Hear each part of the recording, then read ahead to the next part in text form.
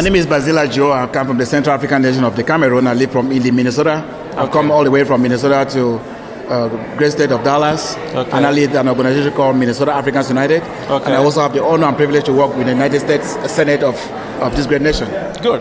You came here on a Pan-African mission. Correct. What are you looking to get from this conference here? It was one of my greatest desire and aspiration is first of all to have the opportunity to understand the challenges that our citizens, that our brothers and sisters from different countries are actually facing, and look at the challenges that the African countries and continents are actually facing, and how we can be part of that solution.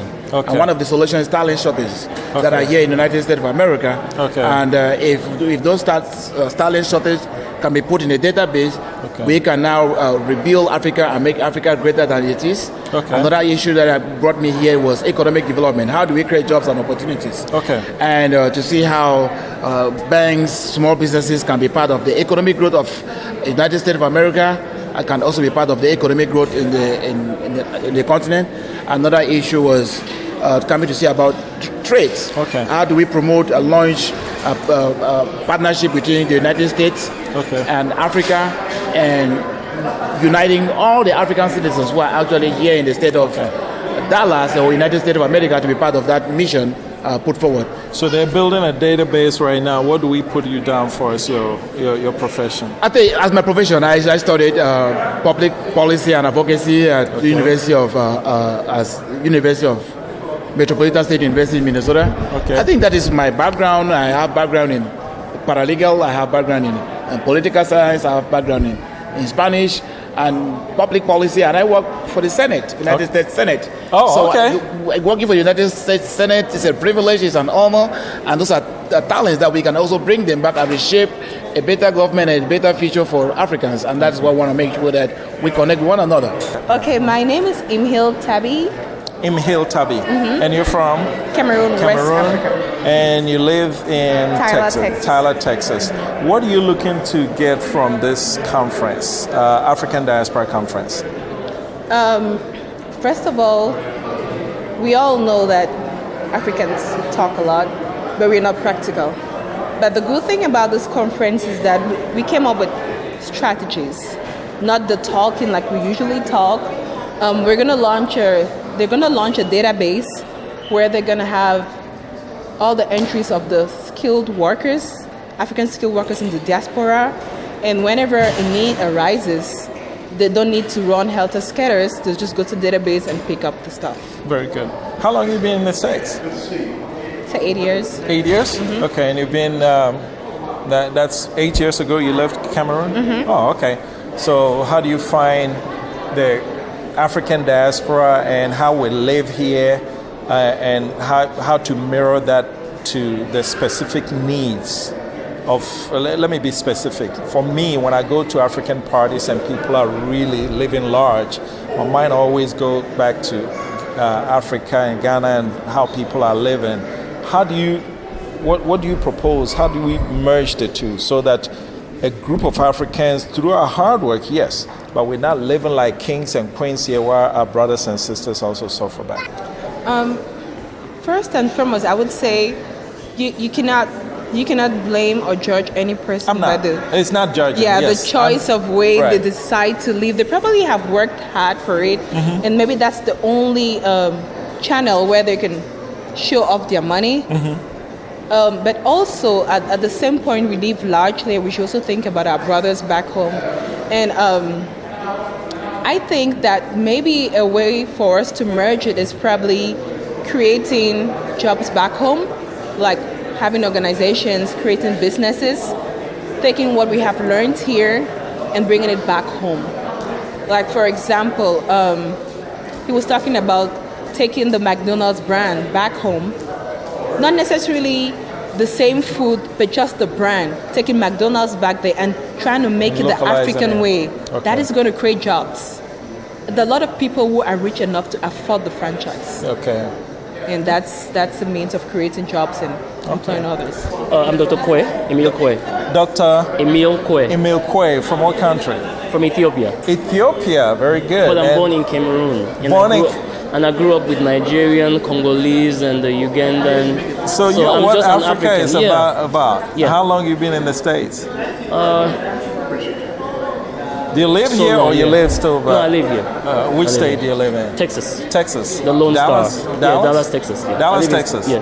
When you came to Dallas, there was Houston. Why do you settle for Dallas? I think Dallas is just the best place for.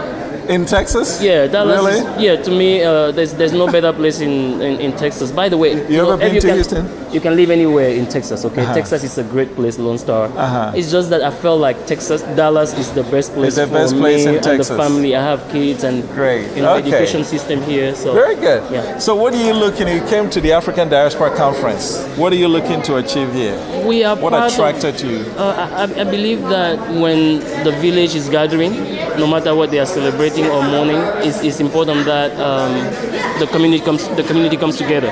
Okay. So I heard about what's happening, and I'm also part of the team that's putting the event in place. So it was just something natural for me to be here and celebrate with others. So what's the name of the organizing team? The AU Region 6. That was the initial Region name. 6. Okay. Yeah, Region 6. Who initiated it? Dr. Arikana Chihombori, Okay. when she was still ambassador. So her goal was to organize the African diaspora by region, just to keep us busy and remind us that we should not forget about home. Yeah, how many regions are there? You know? Part of our team, I believe there are 6 regions. 6 regions. I'm not part of the African Union. I know, but organization, that I is heard a about group it. that she put together. Yeah, she put because if I hear region 6, it stands to region. There is region 5, Region 4, one. 3, 2, 1. Yeah. Okay. I'm not engaged. I'm not part of the leadership of the AU program here. Okay. But I'm just a member of the community. Okay. I thought that whenever they are organizing something, they reach out to us because we also lead other communities. We lead other organizations that significantly impact the life of members of our community here. The second generation Ethiopians in the diaspora, I heard they're doing very well back home. True or false? I will leave that to those who comment because it's not just the Ethiopians. I believe that there is a sense of awakening, if I can say, in all Africans who realize that when you live the American dream, the beauty about this country is not to forget where you come from. Right. So, as much as you can, you help families there. Sending money is also making a difference. Okay. Building a house back home is also making a difference. Sending medication or anything that you can donate to help. But on a larger scale, to make meaningful impact, what do you think it's going to take? I believe that we just need to continue to do what we are doing. Okay.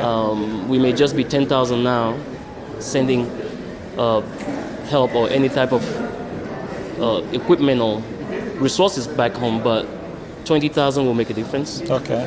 2 million people will make a difference. Got it. So it only takes a community to put hands together and do what it takes to bring development. I'm part of an organization that's putting in place a credit union here that looks forward to enlarge our outreach and it also bring about sustainable development in our communities here in the United States. So that credit union will be funding businesses,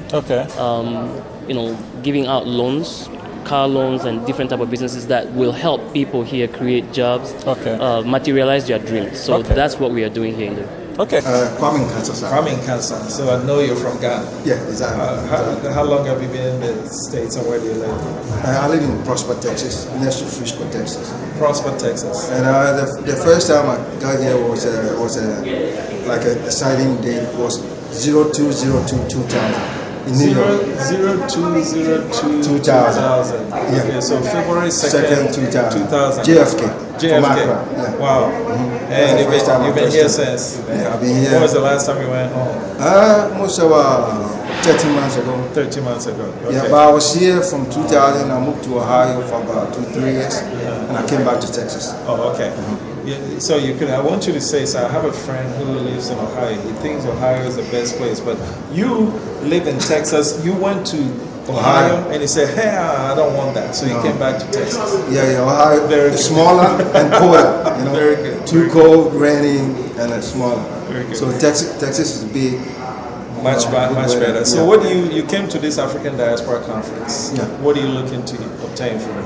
Oh, we want to tell our own story. It's about time we go. So I'm working towards it. Okay. Try to go back home. So you have something going at home already? Yeah, I got some lunch. I'm hoping to go into rest and So, things like that. I mean, Diaspora Network Television is all about Ghanaians and Africans in the diaspora coming home to build. Yes. What do you think it's going to take? Because when you come home, you know the challenges you face. People think we're not Ghanaian enough, our allegiance is with other countries. What do you have to say to them, to Africans who live here, and what we're thinking about going back home? First of all, you have to make the journey, travel back home and see what's happening, the opportunities. Because Africa is the future, for sure. Okay. The Chinese are moving in, the Lebanese are moving in. And if the trend keeps going on and we don't take charge, eventually, because the Chinese are buying the land, big lands.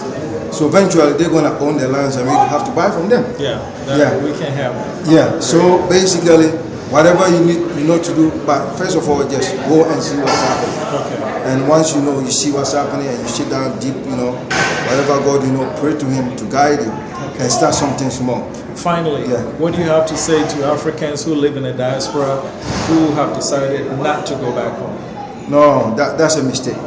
Because when I was a teenager, about 18, 19, I was in London, and I saw that firsthand, people that are living in Europe for 30, 35, 40 years, and they are now old and they wish they would have gone. Okay. Yeah, so advice is, once you are strong right now, you have to act. You don't want to get to a point where you wish you had. Yes. Very good. Thank you so much for talking to Diaspora Network Television, DNT. So now, this is where we bring you to the hospital, the hospital environment. You're a doctor.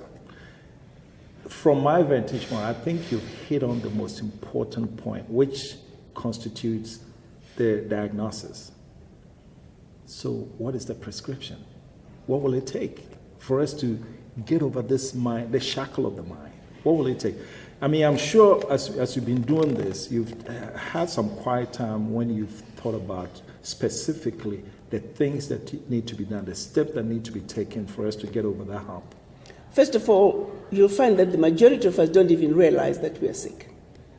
So the conversations need to take place that get to people to say, you know what, maybe I have a problem. Because if you don't realize you're sick, how do you go to the doctor? You're right. You see? Mm-hmm. And that's where most of us are. We don't even realize that we are sick. Yeah. A simple case of a Chinaman putting up a shop next door to a black man's shop in a black neighborhood. Give it 2 months, the black man is going to go out of business. That's right. Because us black people will patronize the Chinaman or the white guy. Yeah. Why is that? How stupid can we be? But we do it without thinking. Bring that out. Force people to have a serious conversation with the image in the mirror. Who are you? Why are you doing what you're doing? Do you care at all about your children, your grandchildren, and generations to come? When you patronize a non-black person in your black neighborhood, you are dripping.